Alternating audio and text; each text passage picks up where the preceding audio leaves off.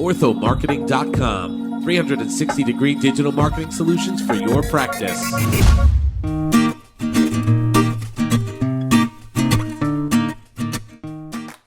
Well, hello, everybody in podcast land.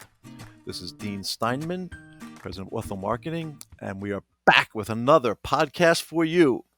And to my left today is the world famous, super incredibly talented orthodontist, educator, entrepreneur, and great Met fan, Dr. Barry Glaser. Hello, Yeah. Barry. Hey, Dean. Thanks for the always for the lying introduction there. They're all lies, but I'll take it. Yeah, the Mets lost last night, but they're playing good ball considering they got they've got their AAA team Whole out team on there. the injured list, exactly. But it's good, it's good to be a Met fan again. So Oh woohoo! yeah, for sure. But Exactly. yeah, thanks for having me on it as always, and just wanted to tell everybody happy Juneteenth. It's Friday, June 18th, and we have our newest national holiday today. So, Dean, you had to send all your employees home, right? We sure did, exactly. So everybody enjoy the long weekend there. So we're very excited to have a very special guest with us today on our podcast, and we have Dr. Chris Cetta with us. And Chris is a orthodontist. He's a entrepreneur. He's a podcast host, and he's a rockin' bassist, guitar musician as well. So we're really excited to have him on for a few minutes. So how you doing today, Chris? I'm doing great, Dean and Barry. Thanks so much for having me. Barry, I didn't Rock. realize you're a Mets fan. Oh yeah, yeah. No, it's funny. I was born in the Bronx. I grew up in the Bronx, but my grandfather, who we lived down the street from, he always liked the underdog, and from the time the Mets came into existence in '62, he was a big Mets fan. So even though I lived pretty much in the shadow of Yankee Stadium, I was always a Mets fan. I left them. I have to admit that on I think it was Black Friday or Black Saturday. I can't remember what it was, but the day they traded Tom Seaver, for who did they trade him for? Like Doug Flynn and Doug Flynn, Pat Zachary, oh, good and lord. Dan Norman. Yeah, Dan Norman. Yeah, those three guys in Those three. on the Mount Rushmore of baseball players. But actually, that was '75, and when they traded Seaver, I defected to the Yankees, which was actually perfect timing because that's when they brought in like Catfish Hunter and Reggie Jackson, and they went on that great run Right. of World Series. But then after like the fifth time Billy Martin was fired, and I guess that was like maybe '81, I decided to go back to the Mets, which was perfect Because they because became that's great when too. like That's when they Strawberry got Keith came in. Hernandez. Yep. Keith Hernandez. A couple of years later, Gary Carter, catch a rising star. So it was, Mm-hmm. but I've been true to the Mets ever since. That same exact story Well, is for me. I grew up a Mets fan too. I vividly remember 1986, and I mean, what an incredible year to be a Mets fan. Right. Oh I yeah, have to admit, I don't keep up with them as much, but my dad and brother watch most of the Mets game, and they've been diehards. So that's pretty cool. yeah, At yeah. least we Yeah, got they're playing well we this have year. an underdog team here today, so it's great. So let's go Mets. LGFM. Exactly. Excellent. All right. Well, Chris, thanks so again for joining us. Appreciate it. Of So course. jump right in. So tell us, Dr. Chris Cetta, who is Chris Cetta? Give us a little bit of your background, where you're from, what made you become an orthodontist, and a little bit about your passion. Oh, for sure. So, my name is Dr. Chris Cetta, for those of you who might not be aware, but I am an orthodontist. I practice with Blue Wave Orthodontics here in Florida and practice in Tampa and Bradenton. And originally grew up in northern New Jersey, a town called Randolph, sort of a suburb of New York City. And my father was an ophthalmologist, recently retired. Grandfather was a physician as well. And did my undergrad at Wake Forest in North Carolina. Ended up coming back to New Jersey for dental school at the former UMDNJ, now of course Rutgers. And after that, I actually did a GPR and practiced general dentistry for about 3 years. And then right around when the economy really took a nosedive in 2009, I decided it was a good time to go back to school and specialize. So I ended up going to Jacksonville University in Florida for my ortho residency. And once I was down there, it was a larger program, but I really enjoyed it. Very clinically focused. Just really got a taste for the Florida life.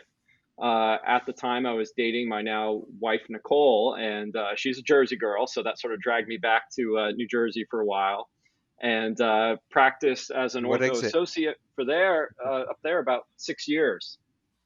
And and then it was just recently, within the last 3 years, that we decided to take a leap of faith and move back to Florida. Good for you. So you can play golf all year round.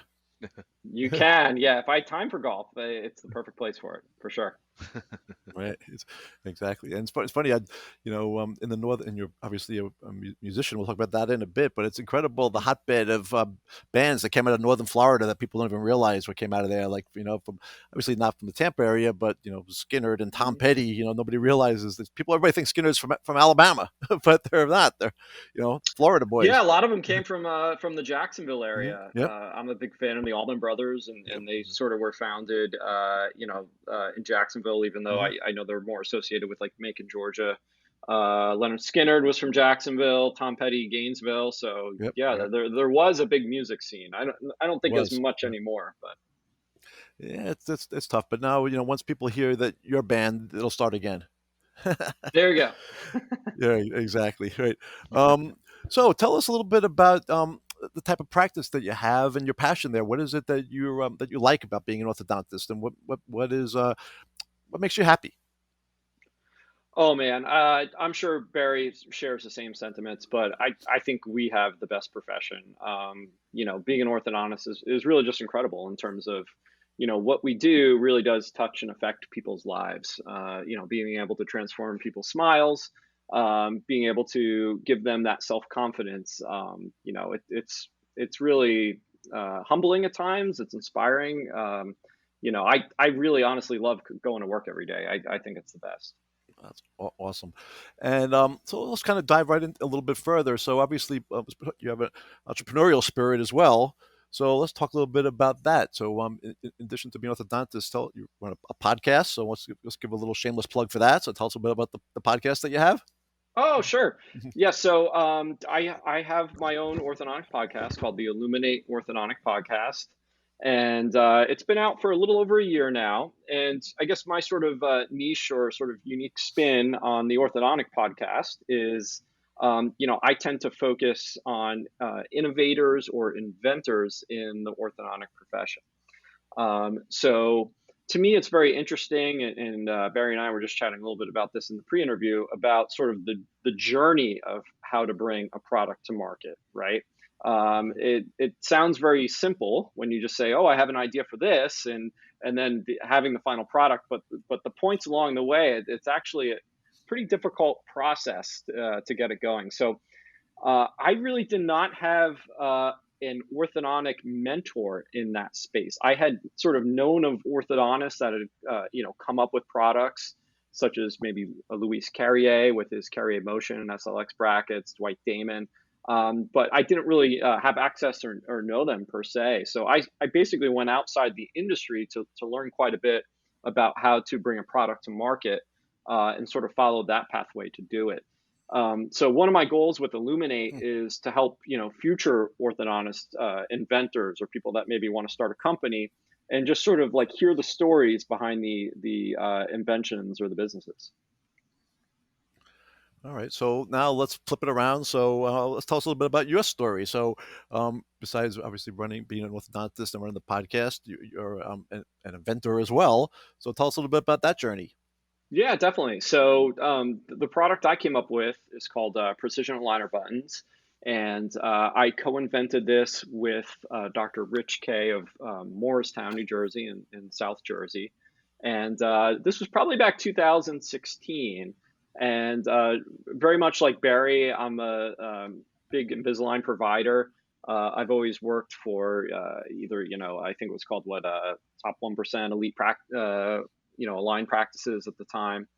And what I was noticing back in 2016 is we were attaching the elastics to correct the overbites and underbites, basically with these little attachments called buttons on the teeth. Now, there's various ways you can do it. You can place either what they're called hooks, or basically like little slits in the aligners. Another way of doing it is they have these metal projections called buttons, that you can attach to the teeth. So the buttons that were currently developed were really sort of developed for braces back in the day, and they were meant more for the lingual surfaces, or the insides of the teeth. Also, another way we would attach them is by taking the molar tubes from braces, often for the second molars, what we call the sevens, and attaching them that way. But long story short is that we were having a lot of patients come back and these attachments would debond. Barry, if you want to jump in, I'm sure you tried this a number of times and you probably ran into a similar issue, which is why you got away from them, right? It's exactly why I got away from it, because I know probably it wouldn't be talking about 2010, 2011, where folks like Bill Cotterman were using nail clippers before you could even order precision cuts. They were using nail clippers to make like these little cuts into the aligners, but most of them were still putting some kind of button or bracket on the molars. And so that's how I learned to do it. And I started doing it, and it was like the emergency started coming in, and I theorized that maybe because, well, not that kids follow the food restrictions anyway with braces, but I felt like we particularly tell these kids you can eat whatever you want, and the buttons were just coming off all the time. And it's technique sensitive. With your staff trying to put them on, there's a million reasons why they come off. The enamels, you get aprismatic enamel back there. It's hard to keep it dry, but for whatever reason, it was a problem. It was a problem with workflow. It was a problem with treatment. We weren't doing any kind of remote monitoring back then, Chris. So patients would sometimes come back 6, 8, 12 weeks later and say, oh, well, my buttons fell off the day you put it on. I haven't worn my rubber bands in 3 months, and now you're 3 months behind. Right. So and we had quickly, all the right? same, scenarios and emergencies. And, ultimately, this was not just frustrating for the doctors, but it was frustrating for the patients too, right? Because the Right. parents had to pull the kids back out of school if they did come back to rebond them. Adults had to miss work, and they weren't happy about that. So, Exactly. one day it just sort of came to me, well, what if the buttons themselves were a different shape, and the base pad was almost like a semicircle cutout just to fit right within those precision cut windows, right? And apparently no one had really thought of this before. And so at the time, I mentioned it to Dr. K, who I was working for, and he said, you know what, Chris, that's a really good idea. You should do something about it, right? And that's how these ideas start, right? That's the easy part. How'd this even come up, Chris? Just all of a sudden, just a light bulb went over your head and just said, "This is what we need." Like, how did this even fester?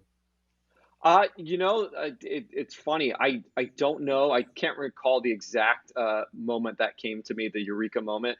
But they often say that your most creative times happen when you're not thinking necessarily about the problem, right?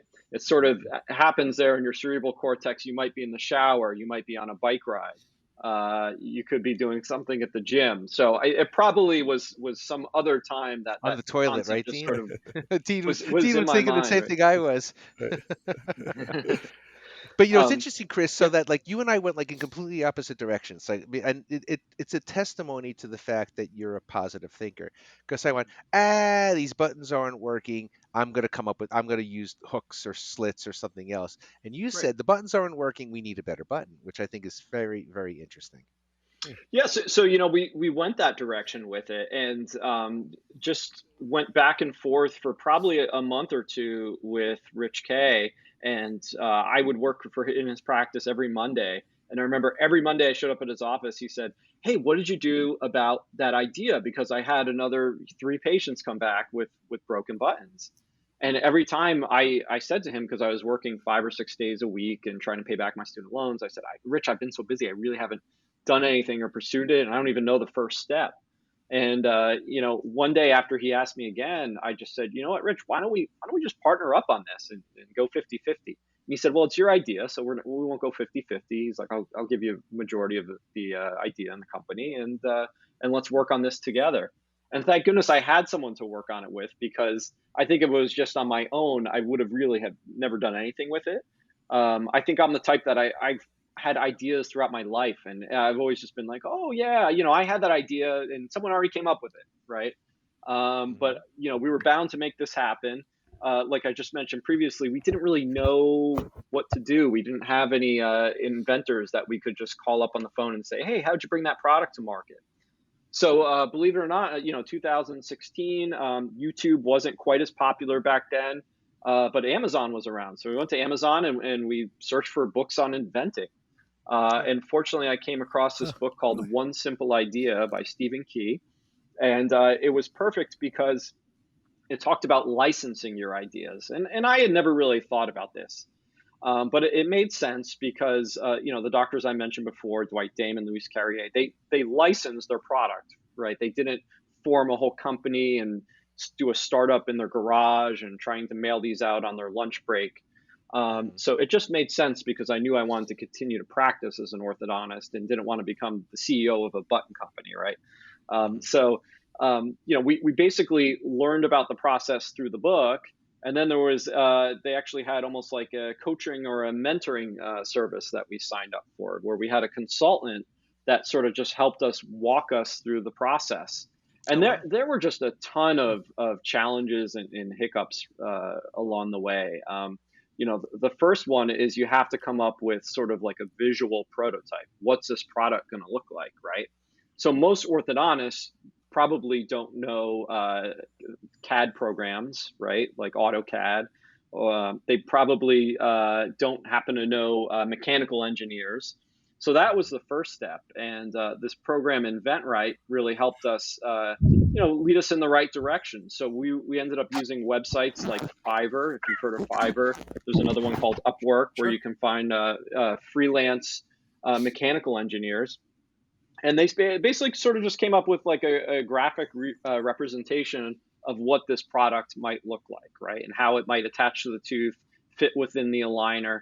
And once we had that information, then we went and we were able to file a provisional patent with the USPTO, right? And so provisional patent gives you patent pending status for a 1-year period. And during that time, that's when we're actually able to go out and pitch different companies, right? So, we did pitch, I'd say at least a dozen companies. And if you're going to bring a product to market, you have to get very comfortable with no, right? You can't get discouraged by that. And it's very disheartening when you're passionate about something. We went to the big players. We went to Align and all the big manufacturers. And, they thought it was a good idea, but maybe it just didn't fit with their, company objectives or where they were headed with things. I have two questions at this point in the Yeah. process. Number one is, so you didn't have a physical prototype at this point. You only had a virtual prototype. Exactly. Yeah, we just had a virtual or a visual prototype. I think the product was simple enough that people could say like, okay, well, that makes sense how it would work, right? Because it was a larger base pad, more surface area, contoured to fit the molar at the gum line. So it wasn't a super intricate thing that we had to demonstrate how it was going to work. Right. I So think the second question yeah, is, so yeah. you go into big companies with big budgets and big legal departments, and you're Mhm. this little guy. How do you protect yourself from them saying, Chris, we're not interested, and then 3 weeks later knocking off your idea, I was about to say the same and thing. even though you're patent pending, them saying, you know what, you got $100 million, go sue us. So how do you protect yourself from being honest, going into Mhm. a boardroom somewhere and not having your idea stolen? Great question. So it is a little bit of a poker game, right? Because when you file a provisional patent, that does not go, that is not made public by the USPTO. Mhm. So when you're presenting your product, you're not saying what your patent claims are. And without knowing their patent claims, they can't work around your product. Mhm. Now, it's not really worth it for a larger company to try to work around it, basically because one, these companies don't want to get dragged into court, even though they could probably bulldoze you, or as Right. maybe Mr. Wonderful from Shark Tank says, like squash you like the cockroach you are. But they just don't want to get dragged into these IP litigation lawsuits because it's time consuming. It's a lot of money. Also, in today's day and age of social media, it's just not good press if they're going out and working around doctors. It just doesn't look good for them. Mhm. Certainly, I do think having that provisional patent though is important. There's some people that might just go and try to have NDA signed, but I think having that provisional is an important step.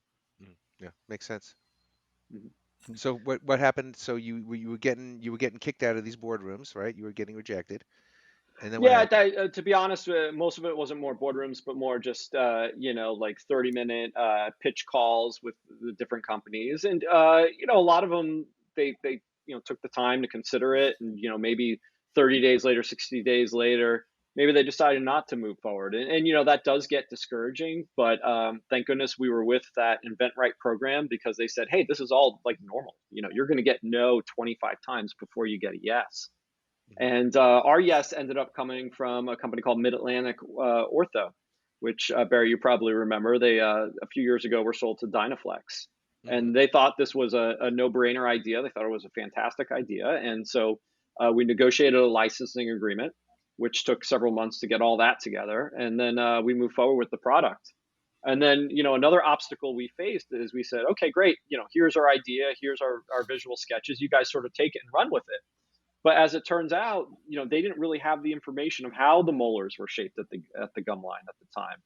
And we said, well, this information has to be available somewhere. And they did a bunch of research and contacted other companies. No one really had this information. Mhm. So we sort of tried to guess on the shape of Invisalign's cutout windows, and that didn't work. They just really weren't fitting in the shape. So as it turns out, I was at a Christmas party, and my cousin's husband happened to work for Boeing at the time and was a mechanical engineer. So I was explaining my concept to him, and he said, "Oh, I design parts for airplanes. This is just something for a tooth. This should be very simple." Mhm. So what we ended up doing is we gathered up a bunch of aligners, and we 3D printed the corresponding teeth to go with them. And we tried to use the iTero scanner to scan that in, but of course the aligners are clear. So we had to literally go in the back of the office, spray paint all the aligners so we could scan them all in. And then once we had everything digital, Jeff, our engineer, was basically able to reverse engineer the exact curve that Align uses for their precision cutout windows. And then we were also able to come up with the average molar surface. So we were able to get a really precise fit for these buttons. No, it's fascinating. It's funny how Interesting. things work out, right? Just have to find the right person at the right time. Exactly. It is. It It's is. incredible. Yeah. And as serial entrepreneur my whole life, it's interesting to hear these journeys. And obviously, when you mentioned this on your podcast, I'm sure the same thing. It's great to be able to listen to what other people have gone through and learn from their mistakes and their success, and how to put that into your own, business model and business plan there. And what's the one thing that you learned in this journey that you would suggest or give to heart somebody that it wants to jump into the entrepreneurial world? Like I said, just don't give up. If you believe in your idea, you believe in your passion. Just because you encounter a couple people that maybe aren't seeing it, just keep going. Certainly, if you end up getting 100 no's, then maybe you're not onto something. Right. But I would say just really keep at it and believe in yourself. Excellent. Tell us a little bit about what keeps you up to date with trends, information, motivation. Is there a particular website or book or podcast that you go to that just gives you more information, education, motivation that you could suggest to somebody out there?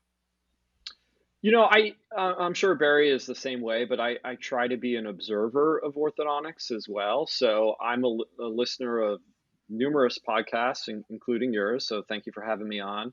I also listen to Glenn Krieger's Entrepreneurs podcast, Kyle Fagula's Digital Orthodontist, Leon Klempner's People in Practice.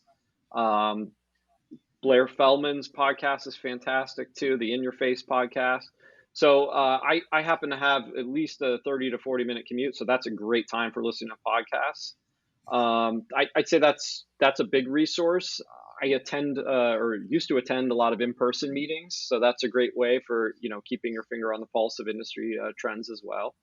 And I follow all the various Facebook groups, which I know Barry, you're in those too. So whether it's Orthodontic Pearls, Orthopreneurs, I know you have your own Facebook group as well. I mean, all those I think are great ways for just keeping an eye on the trends in orthodontics. Great. Now, speaking of trends, what do you put? Let's put on your glasses there, and what do you see that's going to come down the pike in the next 12 to 18 months in the orthodontic industry, as far as new trends in maybe technology, as far as platforms across the board? Something that is just on the cusp, or something that you see is really needed. Yeah, that's a great question. And I'm going to sort of be speaking here from the lens of more observer and not necessarily things I am using in the practice. I think some of the trends that are now maybe sort of towards the middle of the adoption curve. 3D printing and in-house aligners. I mean, that has been out now for a couple of years. I think that's a big trend. Remote monitoring. Barry, I know you speak for dental monitoring. Also, there's Adam Schulhoff's Grin is out there. I think that's been around for a while. But in terms of like going into the future, I see this big trend of different products that are coming out sort of for orthodontists by orthodontists. And I don't think there's an exact name for that movement. Of course, I think we're all sort of alluding to Damon John's FUBU brand, but I don't think FOBO really has a ring to it. But just looking at different products, whether it's John Pham and Embrace, or Brandon Owen, KL Owen, Alfred Griffin with Light Force. I see a movement of doctors going back to developing products, whereas I think 10 to 15 years ago we sort of relied just on the companies for coming up with stuff, and then whatever they gave us we sort of worked with. So that's one trend I see.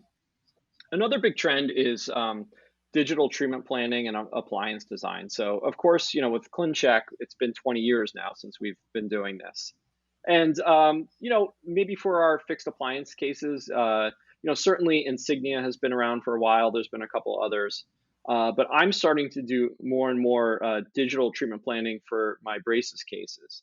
Reason being is I find, at least in my hands, that I seem to just be getting better results where I'm really loving the finishes, where I can get things dialed in, get those marginal ridges leveled, get the occlusion really socked in. Not to say you can't do it more of a classic way with wire bending and finishing and detailing. I certainly spent probably at least 8 years doing it that way. But for me, I just really love the ability to treatment plan everything from a digital perspective.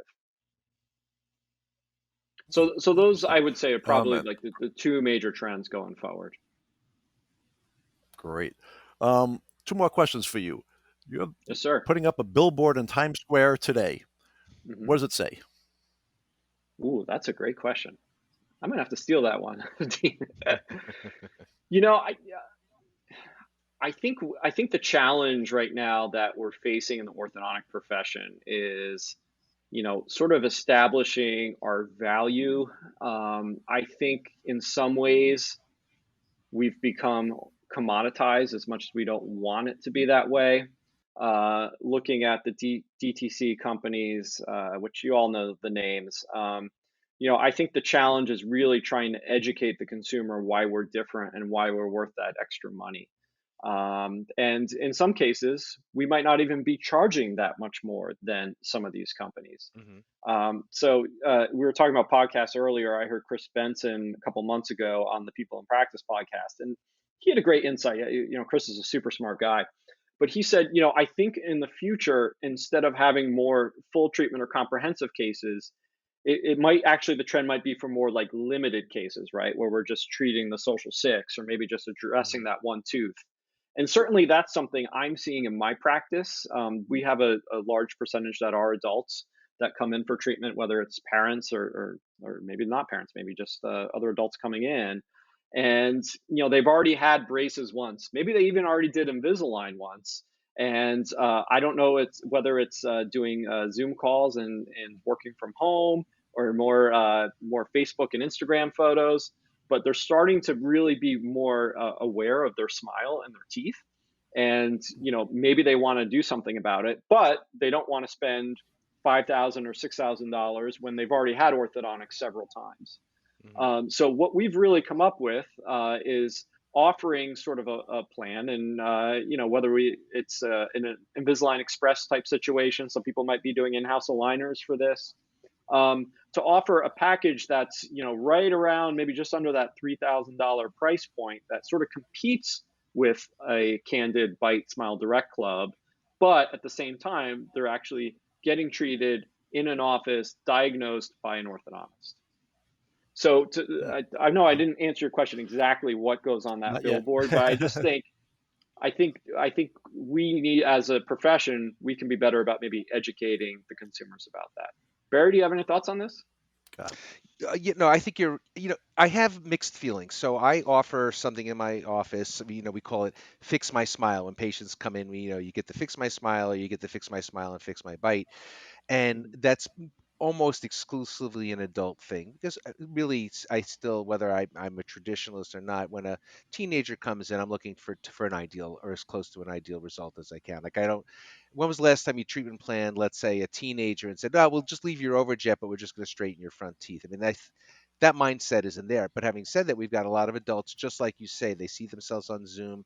They've been through it once or twice before, and I'm perfectly fine, with those, sort of limited your treatment options. But I'm still kind of grappling with ways that I'm not, like, maybe at best breaking even, because it's easy to say, oh, limited treatment, we're going to see them a couple of times and they're going to be done, and then dealing with the reality where they're not happy. This one tooth isn't moving, or this, I don't know. I mean, you still wind up seeing them for substantial number of visits sometimes, and Mm-hmm. I'm still trying to come up with a model that gives them, because I still want them to get red carpet service. It's like Sure. it's easy to say, well, we're going to kind of give you this quickie treatment and straighten out one tooth, but it never seems to be, and I should say never, but frequently, especially when it comes to adult patients, it never seems to be that easy. So and on top of that, also, the lab fees are substantial. So, you know whether you're outsourcing your aligners, to someone like Align, or you're making them in house, there's still substantial upfront costs. I love when people say, Chris, oh, it only cost me, $3 to make an aligner, but it really doesn't, because I got to spend money on your printer, you got to spend money on your staff, Mm-hmm. make printing those models, processing them, sucking down the plastic, trimming the plastic. So it doesn't really cost you $3 to make an aligner, unless your staff is doing it for free, which I don't think Right. they are. So I still haven't come up with a model that allows me to be, I think, at least reasonably profitable versus the volume of patients and chair time. So, and my Fix My Smile price is $39.99. Now, I don't know how whether maybe the cost of living is still higher in Westchester, and like my staff salaries are higher than it is down in Florida, but $29.99, I mean, every penny counts. So I'd be interested to see, like, how you feel that you can actually, it's worth your time and profit to do those cases. Do you know what For I mean? sure. And just to circle back to something you said, to clarify, we're really only offering this option to, adults, or maybe, Right, 18-year old and up, right? right, To me, a teen case, we're still just really presenting full comprehensive yeah, treatment and fixing the agreed. occlusion. Um, you know, I did mention the term express, but actually, since we're both Invisalign providers, we typically will put it through as a moderate case, right? Because we get a Hmm. significant discount on that, and that includes a refinement. Right. And for me, I still feel like at least most of my Invisalign patients need one refinement. For the most part, I am able to keep it to a single refinement. Of course, there's always exceptions. Well, that's because you But read my even book. That's I read right. the book. Uh, even for these limited cases, you're right. They're still like, well, that one tooth maybe isn't quite there, and then you need to address it. But I guess the way I look at some of these cases too is that you're sort of establishing that bond with the patient, and even if you're only doing a limited or Fix My Smile treatment on them, what if they come in with their kids, right? Right. And they bring more full comprehensive patients. So you're sort of establishing your reach within the community that way. Hmm. Even it may not be as profitable as a comprehensive case, but as orthodontists, if we turn these away, you know where they're going now. Right.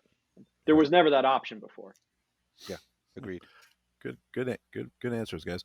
Two more questions, but another two. Number one, what makes Chris Cetta smile? Oh, lots of things. One of my passions is music. I know we were going to talk about it, so let's dive into that. Okay. And both you guys are musicians too, so let me turn the tables on you. Let's talk about some of your favorite bands. Let me just to qualify something. Dean is many things. but a musician is not one of them. He's a Was I too wannabe. generous with that Dean, term? apparently he hasn't seen any episodes of Karaoke Dean yet. Yeah, I'm a wannabe. I lost my sense of musical hearing a long time ago. But But he loves. But you know what the funny thing is, Dean, you still love to sing, don't I you? sure do, and I'm not. No, Yeah. you're not going Go to for stop it. me. You're not going to stop me. So, Yeah. Maybe um, we'll get a little squeeze we're- box or we're- dirty deeds done cheap if I, we're lucky here, yeah, I mean, that's Chris. not a bad idea. um, so, let's talk about music. All right, let's talk about this for a few minutes here. Um, Mount Rushmore of songs. What are your top four songs of your Mount Rushmore? Ooh, that's a good question. Or So even bands if you want to go, but bands. How about that? The top let's four go bands. bands. Yeah, let's go bands. So I am definitely what people would probably call an old soul in terms of my musical taste. There's some modern acts I like, but for the most part, I think I like music that was probably more prevalent of my parents' generation, and I was able to get a lot of like vinyl records from them, and so my influences. Oh man, top four. I'm probably going to go with Rolling Stones, Led Zeppelin, Jimi Hendrix, Allman Brothers would be my four there. Interesting. Oh, okay, nice. Yeah, that's a good nice mix there. What's yours, Yeah. Bear? So, yeah. What's mine? I definitely have to put the Beatles up there. Um, but I think I also have to maybe put, it's not really a band, but probably put someone like B.B. King. Well, maybe not necessarily the great. I mean, he's a great player, obviously, but not necessarily, let's say, the greatest, but certainly the most influential. Hmm. Probably have to put Elvis on there. Good. And I don't know what Great the choice. fourth one. I don't. Yeah, maybe I'd still have to. You guys are gonna last, but I'd still have to maybe put the Boss on there, put the Street Band on there. I think just for Yes. the amount of time. So I knew I was gonna get a. Okay. Listen, I didn't say I'm a ABBA big at least. Springsteen fan. I have almost all his albums on vinyl. One of the Yeah. greatest concerts you've ever see live is Bruce Springsteen. I mean, he jams Mhm. for 4 hours plus every single time. It's the energy he has is incredible. I wish I had Hmm. that energy at 25, and he's got it at 65 or Yeah. whatever he is now. Which is interesting. It's great how everybody has different unique tastes, and obviously we're old souls here as well. And mine is the Grateful Dead, the Who, Great choice. Eric Clapton, and Queen. Oh, Oh, nice. I Yeah. I Little think we eclectic all have there. similar musical tastes here. Yeah, little, and none of those bands or players have been around. Have come, I think, within new in 30 years or more. But I know. it's what brought us up. It's what's in my soul, as you said. And I just started getting into new music lately again over the last five. Not obviously in the last year, but the last 5 or 6 years. And there's a lot of great new stuff out there. There's a lot of great bands that really, get your toes tapping, like Cage the Elephant or the Record Company. If you ever heard of them, or the Hmm. Revivalists. Okay. There's some really, really good Oh, bands out great ones there. to check out. Yeah. Yeah. So I could share some of Well, Barry, the you stuff with you. mentioned the blues. I'm a huge fan of the blues, and I love R&B, soul, funk. Stevie Wonder is one of my favorite artists. Oh yeah. Yeah. Um, so besides just the rock side of things, I love all that classic stuff too. So So Chris, when you walk into a guitar store, right? And yes. you pick up an electric, not an acoustic. You pick up an electric and you plug it in. And Mhm. do you have like three or four like guitar store songs that you can competently play and not humiliate yourself in? If you, let's say you got that Strat sitting behind you, and people can't see, but Yeah. you got that nice Strat. What kind of Strat Mhm. is that, by the way? Is that a vintage or is that a new one? It's actually what they call a parts caster, right? So Mm-hmm. it was Mm-hmm. custom made. It's not a true Fender Strat. It was made by USA Custom Guitars. But the cool part is that I got to pick out, the body, the wood for the body, the neck, the pickups, the bridge. It's Nice. got what's called a bird's eye maple neck on there, so it's like Mm-hmm. this unique wood Love the maple neck. Fralin pickups. But yeah, at this point, I really don't play as much guitar. I might have mentioned at some point I play with this group Relapse, which is Cole Johnson, Kyle Fagala, Chris Teeters, and Brian Anderson. Give them a quick shout out. Mhm. And so being the bass player in the band, I don't think I play as much guitar as I used to. So if I went into a guitar store, do I have a lick to play? Certainly not Stairway to Heaven. No, Stairway. you I might can't play bust Stairway to out, Heaven. like, Every guitar Black every guitar Dog store or has a Over the song No that Stairway. no Stairway. No Stairway, exactly. Black Dog? Exactly. Black Nice. Dog, yep. So are Yep, you a Oh, play bassist or a that. guitarist to heart? Great question. So my first instrument was guitar, which I picked up in high school. Actually, it was my senior year in high school. And then when I got to college, I realized that everybody and their brother and their mother played guitar, and they either needed a drummer or a bass player. And I was around a lot of great guitar players, so I guess I drew the short straw, and I picked up the bass. But I've It's kind of enjoyed like it being ever a since. catcher, right? Like the Yeah, best way right, to the major exactly. leagues is being a catcher. Nobody wants to be catcher, so if you want to No get to one the wants to major be the leagues, catcher, right? be a Yep. catcher. But it's funny. A lot of people will think of bass as, oh, it's just guitar with two less strings. But the way you play it, obviously, is totally different. Most people will play with their fingers instead of with the pick, and just being sort of like locked in and being more in tune with the rhythm, and sort of being that glue between the rhythm and the melody is really important in bass playing. That's awesome. So if you're to choose between Flea and John Entwistle, who is? Oh wow! Who do you pick? Certainly two of my favorites, right? John Entwistle, of course, the bass player of the Who. Thunderfingers, I think, was his nickname, right? Entwistle. Yep. But just he Thunderfingers, has yeah. some incredible bass runs, and him and Keith Moon, and just listening to the two of them. Incredible. Yep. Yeah, just and very different than John Paul Jones of Led Zeppelin. John Entwistle had a lot more flourishes. But Flea, I mean, he is so funky and has such great bass lines too. I mean, he Incredible, right? I think sort of built on what Bootsy Collins was doing with James Brown and P-Funk, and sort of brought it into the next level. So it's really hard to choose. I love them both. That's great. All right, now finally, last question, which as far as what you love even more, and this is our go-to here. All right, Reese's Peanut Butter Cup or Hershey Bar? Oh, I'm a peanut butter cup guy. Yeah, I just love the peanut butter and chocolate. Still batting 1,000, Dean. Exactly. Yeah. So far, we are I think 100-0 as far as the record goes for that. So that's awesome. Great, Chris. I really appreciate you joining us. We're gonna wrap it up now. Thank So you if so anybody much, Dean. has any questions, want to reach out to you, what's the best way to somebody to contact you, or to just get information about you, about your podcasts, as far as your products? Is there a particular email or website or something? Yeah, for sure. No? Certainly feel free to connect with me on social media. I'm on all the major platforms. Another way, if you'd like to learn more about the precision aligner buttons, it's precisionbuttons.com. As far as the podcast, that's available on all the major platforms. Also, illuminateorthopodcast.com. My email address, if you'd like to reach out, is drcetta@gmail.com. And look forward with connecting with you all. Awesome. Well, thanks so much, Chris. We really appreciate you joining us. Everybody out there in podcast land, thank you much for listening, for being a follower of Aligner Insider, and to hopefully you'll learn something good today and you're smiling. So with that said, everybody be safe, be happy. Happy Juneteenth to everybody. And everybody be safe and enjoy. Happy smiles. Thank you. Bye-bye.